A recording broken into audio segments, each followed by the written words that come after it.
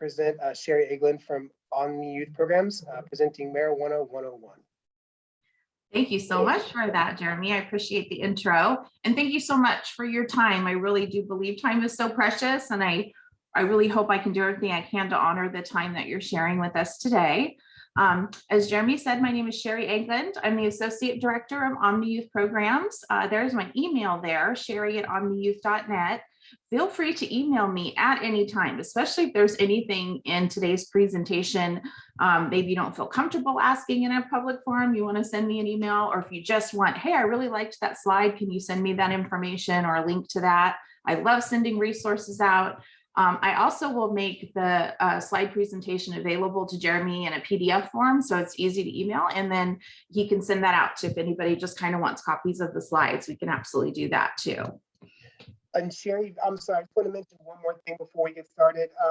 I apologize for interrupting, but I just wanted to mention that if we have questions throughout the presentation, just because we have so much content today, families, we could either just ask our questions in the chat, or just hold those questions until the end of the presentation. And some of the questions that you might have might be answered during the presentation, and we want to make sure we get all the information out there. So if you do have questions, please make sure to put those in the chat, or just hold those to the end, and we'll have an opportunity for a little Q&A. Thank you, Sherry. Great. Okay, so let's dive in. Just a little bit about Omni Youth Programs. We are local here in Sacramento. We've been around since 1979. We're a small independent nonprofit, and our mission is to prevent youth alcohol and marijuana use. We're also starting to do a lot of opioid prevention, because I know a lot of that's kind of been in the press lately because it is so dangerous now. I will talk about that just a teeny bit. But if you want to check out our website, everything on it is free. We have tons of free resources, real quick, short videos that you can watch just for parents or for young people or for people to watch together. We have a really good blog author that talks about things like, what do you do if you want to go to a party and you're a young person, but you don't want to drink? How do you handle that situation? And if you're a parent and your kids starting to go to the age where maybe you're not taking them to the party, but they're just going on their own, what do you do as a parent to try to, ensure safety, but respect a little bit of that independence? So please check that out anytime. It's there for you at omniyouth.net. And just a quick shout out, I want to thank our funders. We are funded through grants through the Sac County Department of Health Services, what they call SUPT, the Substance Use Prevention and Treatment Services.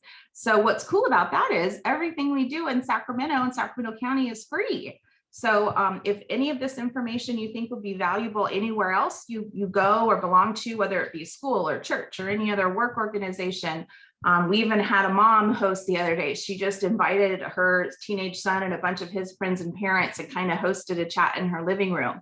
We'll go anywhere for no cost. As long as it's in Sac County, we don't have to charge anything. So that's cool. Okay. So I'm going to start off with what I call the big bang kind of here. Why talk to young people about drugs? This fact here that I'm about to share is one of the big reasons I'm really passionate about prevention.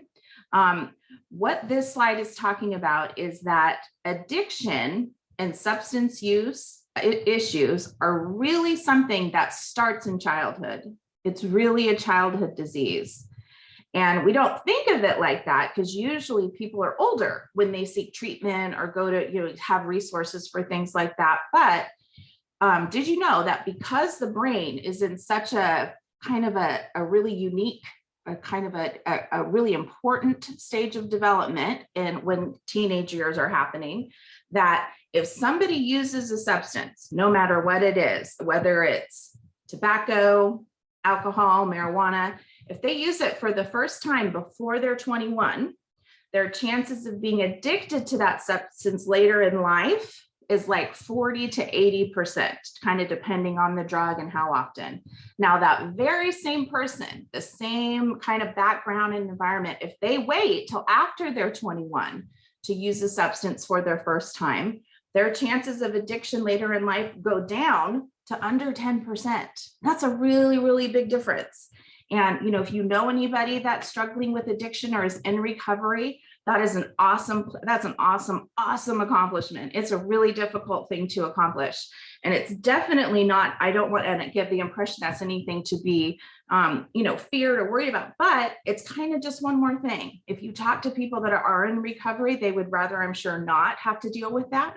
So we really tell parents and kids, let's use these teenage years and the young kind of college age, let that brain develop fully without any kind of drugs or anything negative. And I'm always really careful to tell young people, now, that doesn't mean when you turn 21, just say, woo, I'm 21, Sherry said I can go nuts.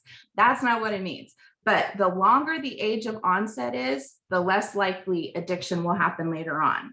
And this is true. Most studies, when they do studies of people that are in recovery services, if they're at treatment facilities, 9 out of 10 of them started using whatever substance they're in for before the age of 18. So that kind of backs up that earlier. There's numerous studies that show that.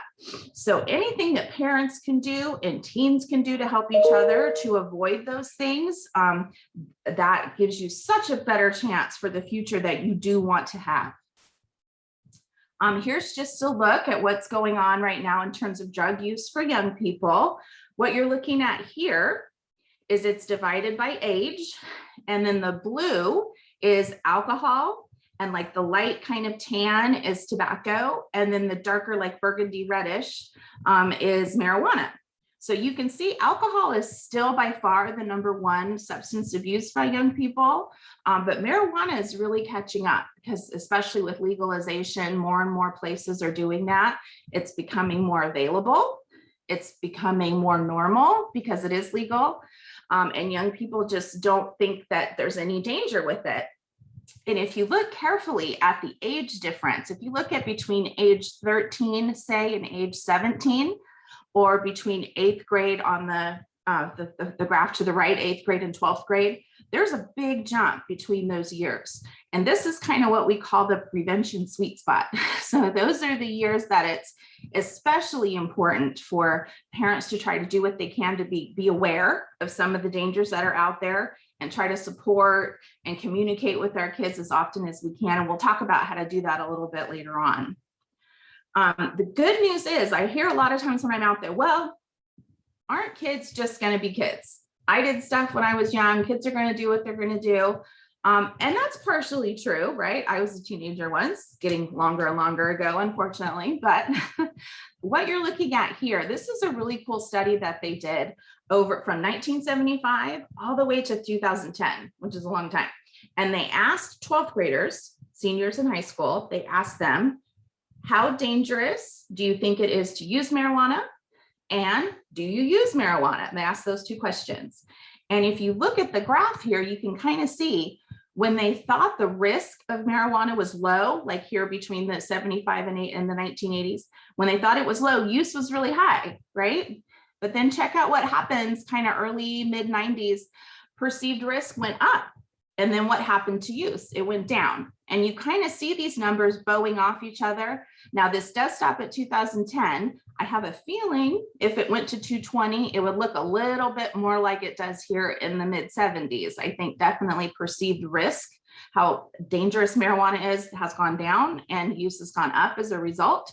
So what's that tell us though? That does tell us if we can communicate some of the risks involved in using marijuana, we really can have an effect on whether or not young people would be willing to take that risk and use. A lot of times what I tell people is, using marijuana, it's kind of like jumping out of an airplane. Hopefully you have a parachute with you, right? Maybe you don't. But hopefully when I think these are young men, jumped out of the airplane, they knew the risks involved, right? They weren't kind of kidnapped and thrown out. They knew the risks that the parachute might not open, the bird might hit them, all kinds of things. And they jumped out anyway. The problem is there's a lot of risk involved with marijuana use today that wasn't even there 10 years ago. Marijuana is a completely different drug now. And we're going to get into that in just a sec. But I really want people to understand that at Omni, we don't talk about legalization or adult use. We really are focused on preventing youth use of the drug, marijuana and alcohol, and really any drug. Let that brain get nice and strong before you kind of put that stuff in there. Okay, so why is it so important to take care of this young brain of yours? Well, a while ago, not that long ago, actually, science used to think When the body was done growing, like when you're as tall as you're going to get, your brain was done growing. But they found out that's not true. We just recently, in terms of science, found out the brain grows all the way until you're about 25. And even for males, it can be sometimes even as like 28, 29, 30, they're actually finding out. So what you're looking at here in this colorful brain is kind of at different parts of development of a person, how their brain is developed. And the orange and yellow kind of reddish parts are basically not developed at all. And then the more like purple, blue, those areas are fully mature, they're done growing. But what you can see is there's still little parts of the brain that need to develop, especially in the teen years. There's lots of yellow still here in the teen years and even in the early 20s, especially in the front part of the brain. And why I'm bringing this up is because that front part is called the prefrontal cortex. That's fun to say. But the prefrontal cortex in teenagers is not yet developed. It's still growing. And here's a list of all of the things that the prefrontal cortex does. Some of the things that I pointed out are, thinking about, okay, if I make a decision today, right now, what's the effect going to be later on? Their brain's not able to do that quite yet. Delaying kind of that impulse control and getting what they want, and getting that good feeling. They have a hard time with that. Weighing the consequences of what they do. And if you think about it, I don't know about you, but when I was a teenager, these are all the things that I struggled with, right? And that I was always kind of battling my parents with. Now, I have young people say, oh, good, then I have an excuse. I don't have to do these things. I have, my brain's not ready. No, that's not what that means. But what it does mean is young people need old people like me. Since your brain isn't able to kind of do all that stuff, that's why you still kind of need those older people in your life, whether it be a parent or a mentor or a coach or a teacher, a boss at a job, some adult that you trust. You kind of need them in your life to help you weigh future consequences and think about stuff. And that's why, especially alcohol companies, tobacco companies, they know this. This is why you hear about them targeting young people. This is why they're doing it. They know that your brain isn't ready to do all this stuff yet, so that they can trick you and show you all these great pictures and hire celebrities and influencers to do their brand. And because you're a young person, you're easy to trick. That's what they think. So I don't think that's true. I think young people are very smart, but they know that if they can addict you when you're young, that they probably have a lifelong customer. So that's why it's important for you as a young person to be on the lookout for kind of those people that are trying to trick and trap. Because often what I tell people is the teenage brain, it's like a Mack truck with bicycle brakes, meaning the part of the brain that kind of wants new experiences, wants to try new things, wants to try, and isn't scared to jump off that roof or dive off that cliff. That part of the brain is really developed. It's going, it's lighting up. But the part of the brain responsible for like, hey, wait a minute, if I jump off this cliff, I might really hurt myself. That part of the brain is not developed. So that's where the bicycle brakes kind of come in. And that's why we need older people around us to help us make those decisions when we're young. So knowing that, I'm going to talk about marijuana. So when I'm talking about marijuana and you're hearing me saying all the ways that it affects the brain and mental health and things, remember that this is just in general. A lot of this stuff isn't, some of it's specific for youth, but think about how precious a young person's brain is and how much it's growing, and what adding something like marijuana to the brain in those younger years, why it's so different. Because marijuana is one of the drugs that affects young people way differently than it affects older people. Say somebody over 25, 30 has a completely different experience with marijuana than a young person does. We don't exactly know why. I think it's because the brain is still developing, but the stronger marijuana gets, the more they're finding, hey, the stuff that's happening with adult users isn't really happening with young users. What's going on there? So we'll talk about that a little bit. The first thing, let's just kind of get this out of the way. What is marijuana? Because you hear about it a lot, and then you hear the word cannabis. Well, what is it? Are they different? Are they the same? Well, here's what's what. Basically, marijuana is a slang term, is like a nickname for the drug that comes from the cannabis sativa plant. And that's the green plant that you kind of see a lot of times on t-shirts or ads or bumper stickers or stuff. That's kind of what you see. Marijuana is the drug that's developed from the plant once it grows these little, if you can kind of see on the end here, these little things that it kind of looks honestly like something that's growing in my shower drain, but this is the part that gets you high. If you just use the little green leafy, there's nothing on here. Actually, this isn't marijuana. This cannot get you high. This is marijuana. But again, remember we talked about those advertising tricks? Which one of these is an advertising? This big, pretty green one, right? Because if this is the stuff people knew they were smoking, they might actually, I don't know. But it's also important to know that marijuana has over 500 chemicals that just naturally appear in it, that have evolved in the plant over time. The two main ones are THC, and that's what you hear about a lot. That's the part that gets the high feeling, that goes right to the brain. This goes right to it. And then there's CBD. That's the other main part of marijuana. CBD does not produce any sort of high. It doesn't have any psychoactive effect. That's what you see more that people use a lot of times for medicine and things like that. But it's important to know there is a difference between the two. Now, smoking marijuana in dry form is still the most popular. Basically taking the little bits of the plant, drying it out, and then smoking it in various ways, that we'll talk about. But vaping is becoming more and more popular, mostly because with vapes, a lot of times you can add some kind of a fruit or cinnamon smell, and then it doesn't have that stinky marijuana smell and let everybody know you're smoking pot in the next room. But it is important to know when I talk about it, I use the word marijuana because I work with young people and that's the term they use. I don't use cannabis really. Because again, part of me wonders if that's a little bit of a trick of the industry to try to make young people think it's medicine and it's not a drug, but it absolutely is a drug. So here's what else I'm talking about.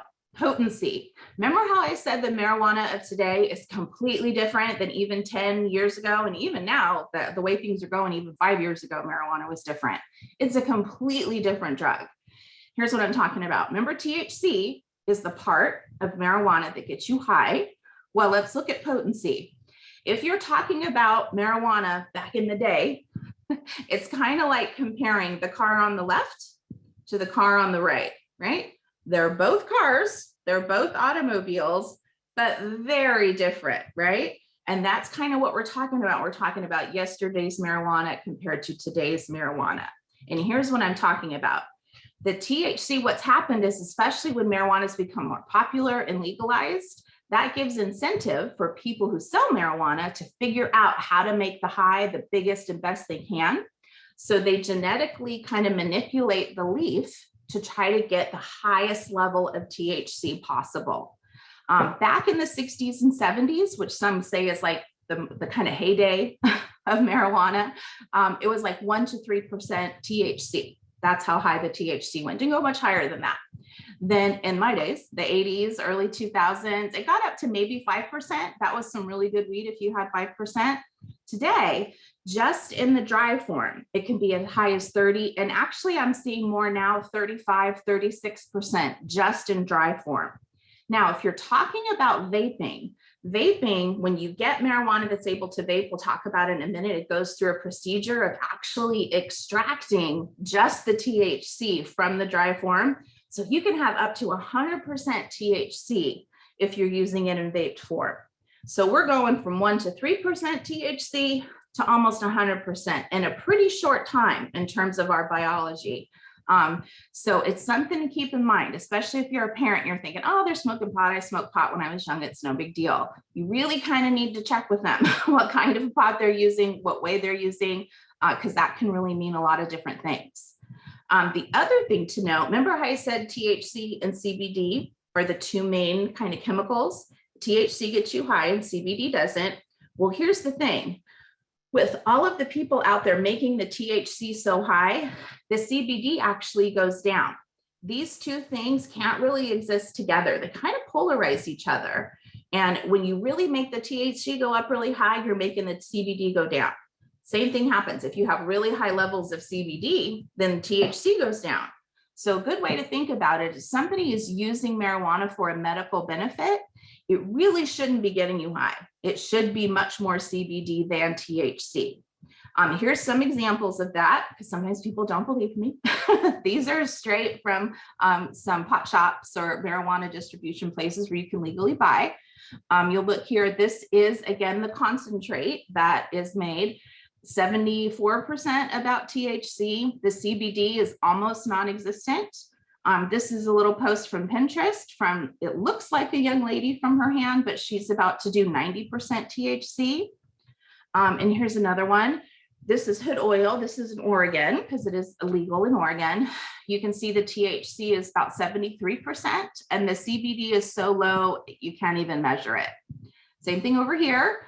In the dry form, this THC is pretty high, CBD is almost gone. So it's important to keep in mind that these days, the marijuana is really different than back in the day. It's interesting, I talked to a botanist, somebody who studies plants, because I know nothing about plants. I have none in my house. They would be dead. I cannot keep plants alive to save my life. But what he told me was the cannabis plant has THC in it as kind of a protection, like a porcupine has quills or a skunk has the stinky spray to make predators not want to come near them. The cannabis plant doesn't want like deers and moose and things like that to eat it. So it developed the THC as a defense over time. So that when a deer kind of nibbled on a cannabis plant, they would be, oh, I don't like how this feels, and they would leave it alone. So it's actually a warning to us as people to not do this, because sometimes people say, oh, well, pot's natural. It's just a plant. It's from the earth. But keep in mind how many plants that are out there that are very dangerous, like poison oak, poison ivy, that's natural, but I'm not going to party with it this weekend, right? I'm going to avoid it at all costs.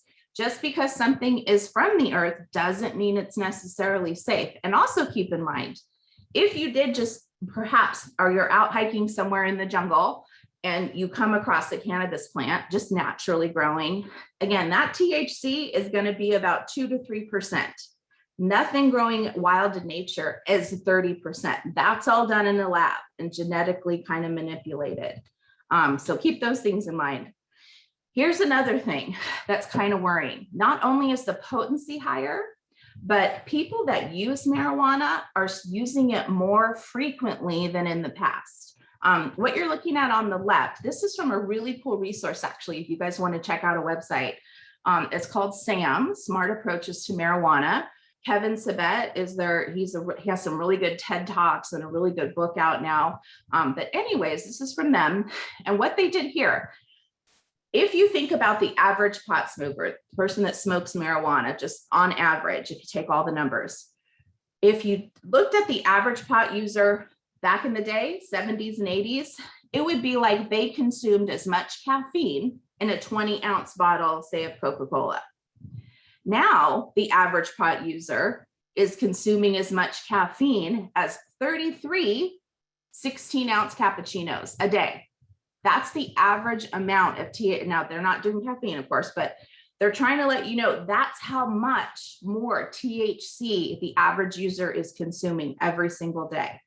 And that could be because the THC is higher. It does, hit that addiction rate a lot quicker. So ways to use. There's more ways than ever to use marijuana. This is, when something becomes legal, especially, people want to sell it. Pretty much almost anything can be disguised as a vape now. And I was talking to Scott and Jeremy earlier about that is a presentation we do just for parents called Hidden in Plain Sight that let you know about some of these things. Edibles are actually growing in importance. And then the marijuana hash and concentrates are what we're going to talk about next. Back in the day, you used to see 420. You guys know 420 would be kind of the way to say, oh, I smoke pot, it's 420 day. Well, the new 420 is now 710. if you see 710 on a t-shirt or a bumper sticker or anything like that, if you flip 710 upside down, it spells oil. And what they're talking about is this high concentrate of marijuana that I was talking about earlier, the high THC level. So if somebody has a shirt or bumper sticker like this, it's important to know they're kind of advertising that not only do they smoke pot, smoke marijuana, but they use the higher level. And what they do is there's a process that it goes through. Unfortunately, it's a pretty easy process. I don't want to tell any of the young people what that is, but it's a pretty easy process. And they could make it to where it comes out in this waxy kind of film stuff or like a buttery. So you might hear words like wax or shatter or butter, or BHO stands for butane hash oil, because you actually use butane, which is something that helps things catch on fire. That's dangerous, but you use butane to extract the THC to kind of make that, even more. And then not only can you can use these in an edible, but this is kind of the way that you use this. You would take a teeny tiny, even just about the size of a pin, and you put it in the tip of something. And what they do is you light this nail or get something warm. You don't want to do a flame because that's too much. But you get something warm and touch it, and then we kind of recognize sort of the typical bong thing from back in the day. But that's the way to smoke those high potency marijuana. Now, some parents ask me, okay, I think my teen is vaping, but how do I tell? Is it THC or is it nicotine? Well, you can't always tell, but one way that kind of works, THC has a much more oily base. So like if you shake it, it's kind of like shaking salad dressing. It sticks on the sides a little bit, whereas nicotine is very liquid. So if you shook it or kind of tilted it, nothing would stick to the side. That's kind of just a quick way to tell if you're curious. Here's some examples, and some parents aren't aware of this, but you can purchase, just like vaping pods for vaping tobacco, you can purchase marijuana pods to smoke with your vaping devices. These are all used with the popular Juul. Juul's becoming less and less popular because they got in a little bit of trouble. But just to know, and again, look at 90% of THC, and it smells and tastes like wedding cake. And this is 1,000 milligrams of THC. Now, if you look at, if you talk to somebody who knows about this, they will tell you the average user, like heavy user, uses about 10 milligrams a day. That's a heavy user. In that little thing, 1,000 milligrams, that's a lot. So a young person might think, well, I'll just take one hit. And oh my gosh, what a difference that is from one hit, back in my day. The other thing that's becoming super popular is candies and edibles and sodas and powders. And edibles, honestly, when I talk to emergency room doctors and nurses, they say that edibles are the #1 culprit of why people end up overdosing from marijuana. And yes, you can overdose from marijuana. I'll talk about that too. Because you can't tell by looking at it how much is in it. If you see these two caramels, this one has 10 milligrams of THC. This one has 100 milligrams of THC. I was actually at a conference where the guy had purchased some gummy bears, the candy, from a store. They usually come in about 10 a package. And if you look at the instructions, it said 1 dose is the ear of one of the gummy bears. And this is just a regular size. So you're supposed to just take a little bite and then wait 1 to 3 hours, because that's how long it takes edibles to take effect. Now, I don't know about you, but if I have a bag of gummy bears in front of me, I'm at least popping 1, right? If not 2. And that's why, especially with young people, overdose happens sometimes with edibles, because they'll take 1 and you don't feel it right away because it has to go through your whole digestive process. Now, the other thing that's scary is we're hearing more and more from high school students, especially, that somebody shares a mint, or they bring cupcakes for their birthday, or hand out cookies between classes, and they have marijuana in them and the kid didn't know. And especially if they're not a user, they have sometimes a very strong, scary reaction to that. So unfortunately, I really try to tell young people, unless it's from someone you really, really trust, Make sure you're not taking things like that from people at school, because especially with fentanyl out there now, it's hard to know what's in stuff anymore. Even if it looks like a mint or it looks like a candy bar, it can be kind of hiding in there. So you really want to be careful with that. So another question I get is marijuana addictive? And remember how I said marijuana is really different, affects young people very differently than older people? This is the main way, because they're finding, especially with marijuana, it's way more addictive for young people. About 1 in 6 young people will become addicted, where it's about 1 in 10 adults. Now, if someone's using daily, that the chances that they're going to be addicted are up to like 50%.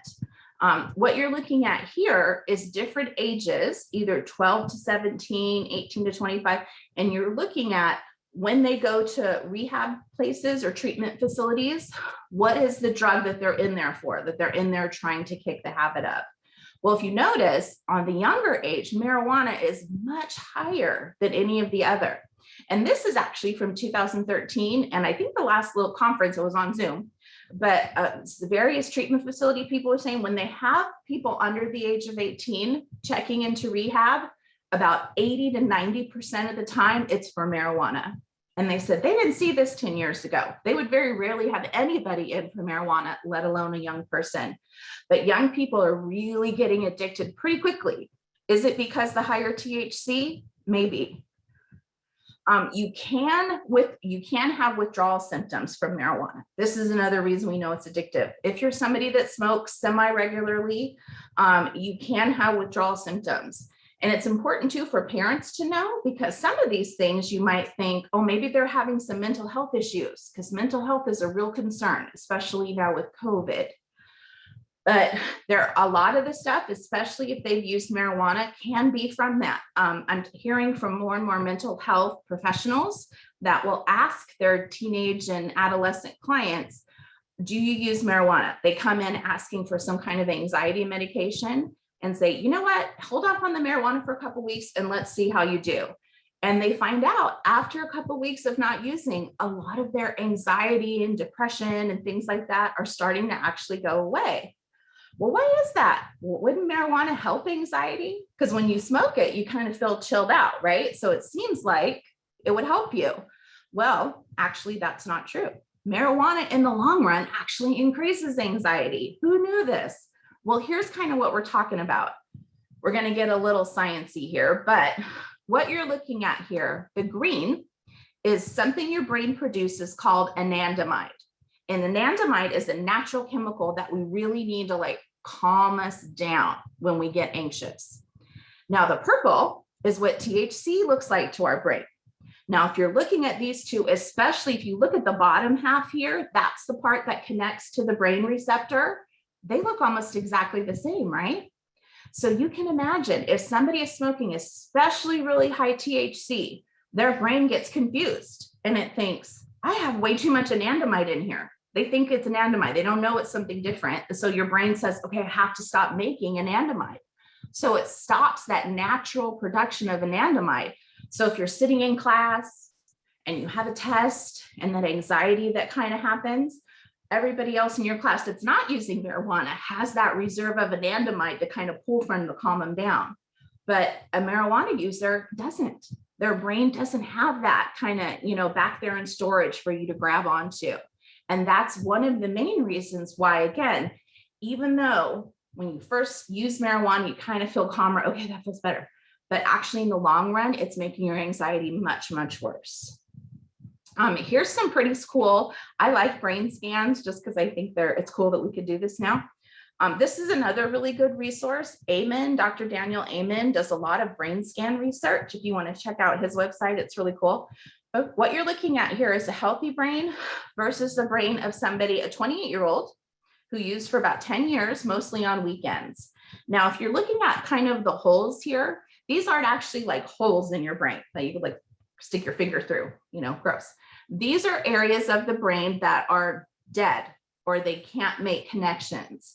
And your brain making connections is how we learn new things, how we problem solve, how we learn to deal with stressful situations when we're scared or mad. We need all these millions and zillions of brain connections to do that. But what they're finding is marijuana is deadening areas of the brain where people aren't able to do that. And here's an 18-year-old with about 3 years of marijuana, a 16-year-old, even just with 2 years of daily use. That's kind of a lot. But it's hard to argue with things like that. When you're looking at an actual x-ray, you see an arm broken, you can't say my arm's not broken, right? If you look at a brain scan of a marijuana user, you see their brain is being affected and damaged by using that drug. The other thing that they're finding is interesting. In New Zealand, they did a cool study, and they actually looked at 1,000 people. They monitored them from age 13 to 38, and they found that those that smoked pot kind of on a regular basis had an 8-point IQ drop in their IQ points. And that basically, what's 8 points? That doesn't sound like a lot, but it can drop somebody of average intelligence down to a lower third intelligence range, which makes it hard to learn new skills. Again, especially if you're a young person and you have a goal that you have in mind for later in your life, this can really mess that up. And the other thing is, in New Zealand, they found this happened even for people that stopped using marijuana in their adolescence. So after their teen years were over and they had to be a grown-up and get a job, they stopped using. They still had that same IQ point drop, which that means that the damage that marijuana does can sometimes not be repaired. The other thing they're noticing, now I'll be totally upfront, I don't have a full understanding of this because I am not a neurologist, but it's interesting to note what they're finding is basically what you're looking at is a non-marijuana user and a long-term marijuana user. And you see these little red spots that are here in the user and not in the non-user. What these red spots are, basically they're areas of the brain that are like inflamed a little bit. And like if you've ever had an inflamed muscle or something, you kind of know. But when something is inflamed, they're finding that these little red areas, they find those in patients that have severe depression, anxiety, and other disorders. And so they're noticing a lot more of these are popping up in marijuana users compared to non-users. So again, marijuana in the long run especially can have a very bad effect on your mental health. And here's just another study. This was in 2006, which is way before marijuana was used even as much as it is now.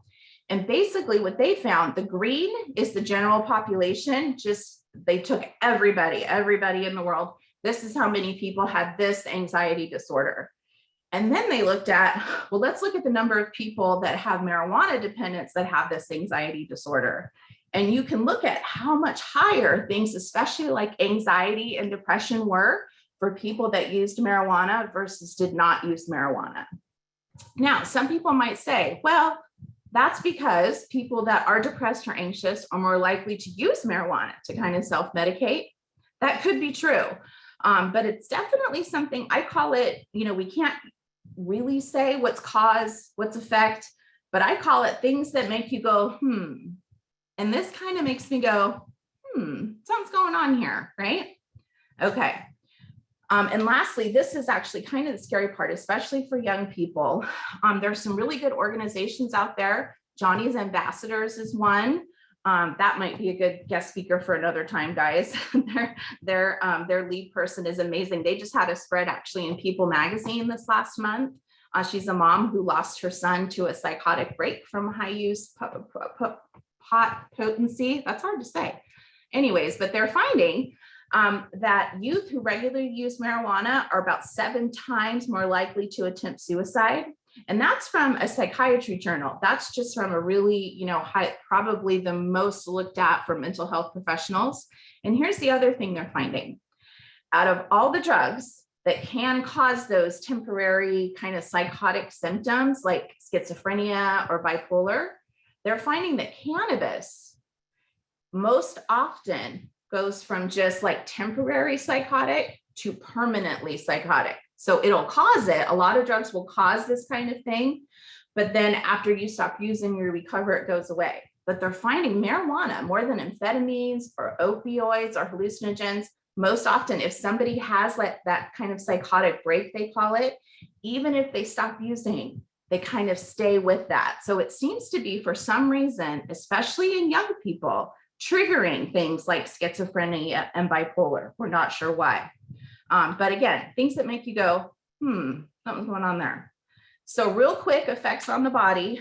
Another thing, especially if there's anybody out there whose health is important to them, if you're an athlete or even a dancer or somebody who likes drama or singing, you need a lot of cardio for singing. Marijuana is really bad for your heart. And that's, again, it's a very tricky drug, because since you feel chill, you think, oh, doesn't that mean my heart rate's lower? Actually, no. Marijuana actually makes your heart beat 20 to 50 beats more per minute.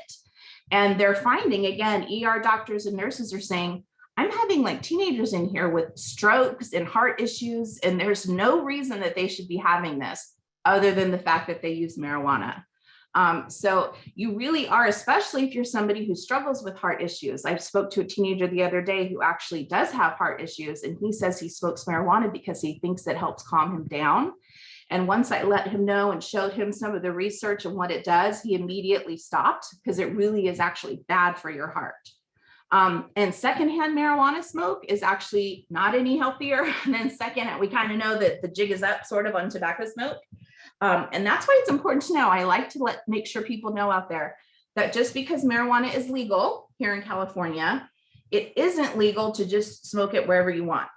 To legally use marijuana in California, you have to be 21 or over, and you can only use it in your private residence, which means your house, apartment, or backyard or garage if you have one of those. You can't use it just out in public when you're driving in your car. If you do have it in your car, just like alcohol, it has to be in a sealed container away from the driver. You can't just have it in your purse or backpack, even if you're over 21. And part of the reason is because they know the secondhand smoke, just like tobacco, is really harmful. Real quick about marijuana and alcohol, just one slide on this. A lot of times I find young people, they're either drink and then smoke pot, or they smoke pot and they drink. They kind of seem to go together, especially for 18, 19, 20-year-olds. But you need to be careful, because if you think about it, one of the things medically that marijuana was first used for, even back in the 80s, was to help people that were had cancer and chemotherapy. Because what marijuana can do is it makes you, when you don't feel hungry, it makes you hungry. And not only that, is it makes you not want to throw up as much, because I had cancer and I know, man, you feel like throwing up a lot. Thankfully, cancer-free now, yay, 5 years. But the thing to keep in mind is, when we drink too much alcohol, we've had too much. What's the number one thing that people do? Throw up, right? It's not lovely to talk about, but when we drink too much, we throw up, because that's our body's way of saying, there's too much alcohol in here. This is dangerous. I got to get rid of it. So it purges it out. But marijuana has that thing in it that makes us not throw up. It actually curbs that. So what they're finding is people that are using marijuana and alcohol together are also having issues of overdosing on alcohol, because their body isn't able to purge it as much. You can overdose. Overdose and dying definitely isn't as common with marijuana as other things, but things like having panic attacks or psychotic things, fast heart rate, remember we talked about shaking, seizures. These are the things that people are going into hospitals for, and the doctors are sure, okay, they must be on meth or something bad. It turns out just marijuana. They're finding this more and more. One more thing on overdose, there's this fun thing that nurses started calling scromiting. And the reason they call it that is because basically what this is they're getting people in ERs about 5-6 years ago, and they weren't sure what was going on. But these people were having extreme stomach pain, like to where they were screaming in pain and just, again, throwing up over and over again. So the nurses called it scromiting. What doctors now have found out, they call it Cannabinoid Hypermisa syndrome, CHS. And basically what they know about this is it only occurs in marijuana users. The only way to make it go away is to not use marijuana anymore, to stop it. And the only treatment that seems to work is taking really, really hot baths or showers. It kind of makes the cramping go away. And in fact, UC Davis here in Sacramento, they have people in their burn unit who have really burned themselves, scalding because the pain is so bad. The reason I want to talk about this, especially with parents, is there have been a few cases of young people having this, and neither the parent or the doctor knows it's this. They think they have some kind of a stomach flu, or so they're kind of treating it like a stomach problem, and it's not. The treatment for cannabinoid hypermisa syndrome is very different. And there actually have been a few cases of young people, especially dying because they're not getting the right treatment. So if you do know somebody that has stomach pains and throwing up, make sure you encourage them to share with their doctor if they use marijuana and about this, because it's more and more doctors are knowing about it, but not all do. Okay, so prevention. Let's get to the good news, because that was all kind of a bummer, right? Please keep in mind all of this stuff. Study after study shows parents are the #1 prevention tool. I know, I have a teenager. I don't believe it at all. She doesn't listen to me. But study after study show parents are the #1 reason kids do not drink alcohol, do not use marijuana. And it's not just parents, but it's other adults in their neighborhood or other adults that they look up to. And what these two studies are showing are how much more likely kids are to use if they don't think adults or parents care, or they don't think marijuana is a big deal. So that's why it is important, #1, to communicate that. You want to talk early, as young as I say 10 or 12 years old, and you want to talk often. It's not one big talk, kind of one and done. It's just a bunch of little talks every day. And what do? Well, educating yourself about the risks, being here today is a great first step. Try to find as many positive influences and opportunities for challenge, because remember that I said that part of the brain that wants to try new things and wants to have adventures, that part is like raging. So if you can feed that with positive things, no matter what it is, whether they like, designing video games or acting in a drama troupe, check out your local community centers. Kids need to feel challenged. Sports are great for that, but I know not all kids are athletes. And the #1 actually way we're finding in prevention, actually science is finding that helping kids learn how to resist peer pressure, which is when their friends are trying to get them to use, they don't want to, but their friends are pushing and pushing and pushing. I cannot recommend this resource enough. This is called the Talk They Hear You app, and it's a free app that you can get on your phone, and it's pretty cool. I have it on my phone, and it has a bunch of like different situations that you might find yourself in with your young person. I'm loading it right now on my phone, and you can go through, and depending on the situation, whether it be the big sleepover or doing homework, you kind of push it, and then it takes you to different conversation topics and ways to talk to your kid in that moment, and shares different facts that you can have. They even have a little avatar where you can practice talking first before you actually do it. But it's a really great free resource out there. Talk They Hear You. Here's some peer pressure steps that when we're talking to young people, I have done whole days in classrooms where we kind of do a drama thing and act these out. But when someone's pressuring you to do something, we say, keep it real. I don't know if the young ones say that anymore, but we use the acronym. For the first thing you do is you say no. Then you explain why. You can say something funny if you want. Hey, I got to drive my mom to bingo later, or say something real like, hey, I got a game this weekend. I got to stay in shape. And then you suggest an alternative, kind of change the subject, redirect. Hey, let's change the playlist, or let's go shoot some hoops, or hey, I got a new video game. And then at the end, you talk about the importance of if the person is still going to drink this drink or take this puff, you want to leave and walk away so you're not kind of caught up in the issues of that. There are some home testing kits out there. Parents ask me about this. How do I know if my kid is using? I've asked him and they said no, but I think maybe they are. Well, this is completely up to you. Parents feel different about this, but Target, Walmart, Amazon, all have these home testing kits it's just a urine test, and you can test and see if your kid is using.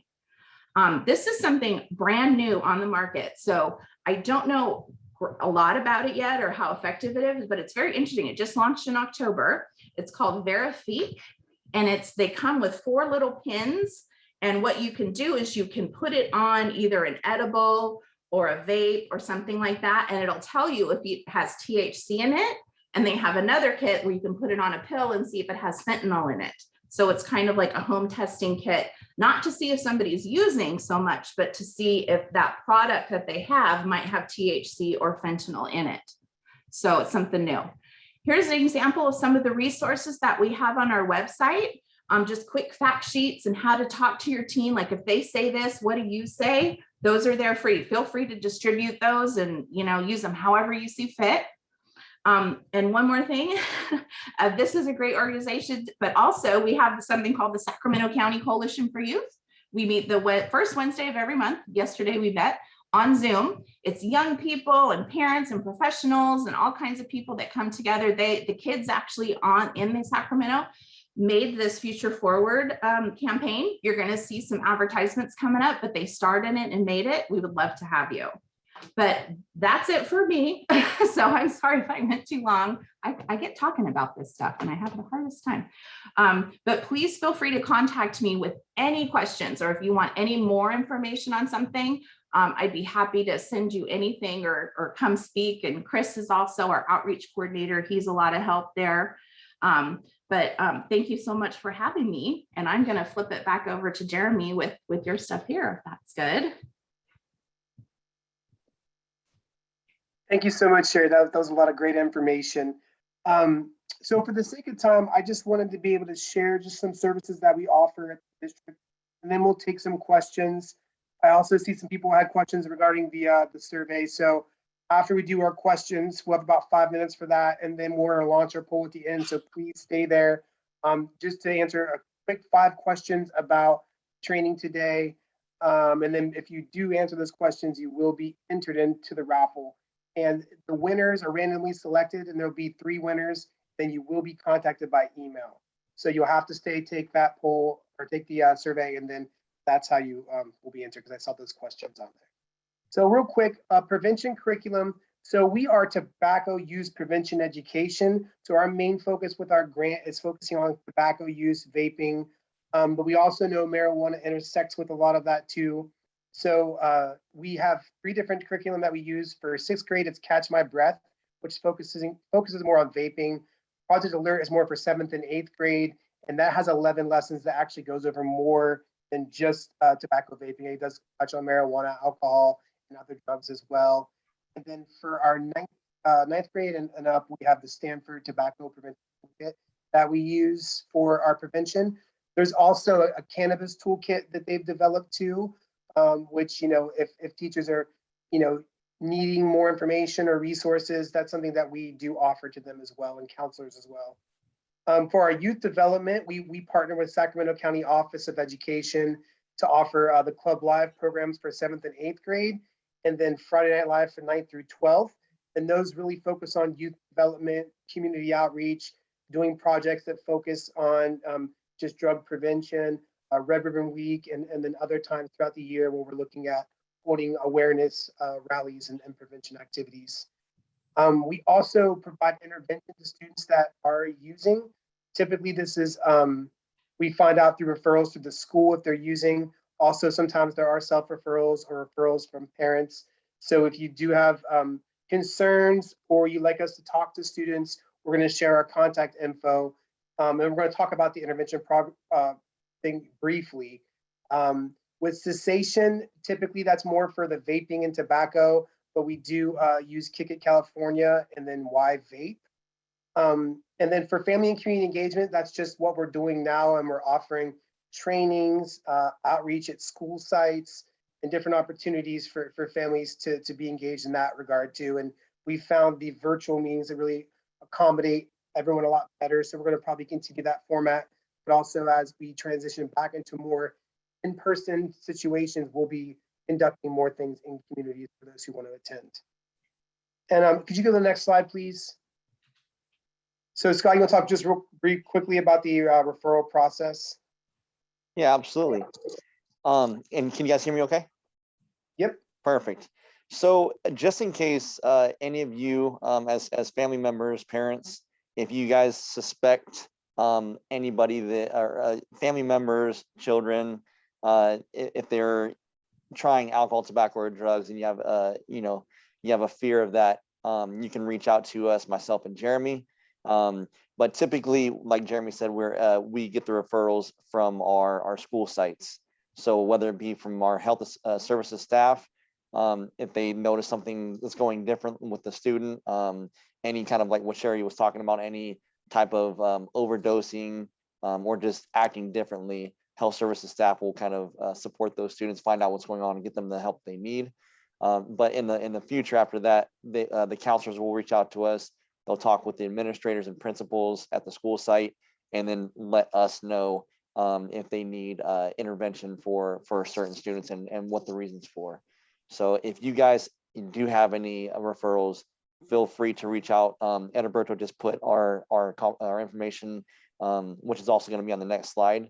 Feel free to reach out to us, and it can be a soft referral. It can be anonymous, where you guys aren't are the ones referring your children to be supported. It can be, we can just say that it's a family friend or somebody at school site, and that way it kind of alleviates that tension between parents if you don't feel comfortable in talking with your children about that. But we will definitely go out to the school site and provide one-on-one intervention with your child or your student. Next. And here is our contact information. Edilberto also put that in the chat room. But if you guys have that right now, feel free to take that down. We'll also be able to share these the slideshow with you guys as well. Edilberto will be emailing the parents out, so you guys will have our contact information, and feel free to reach out to us.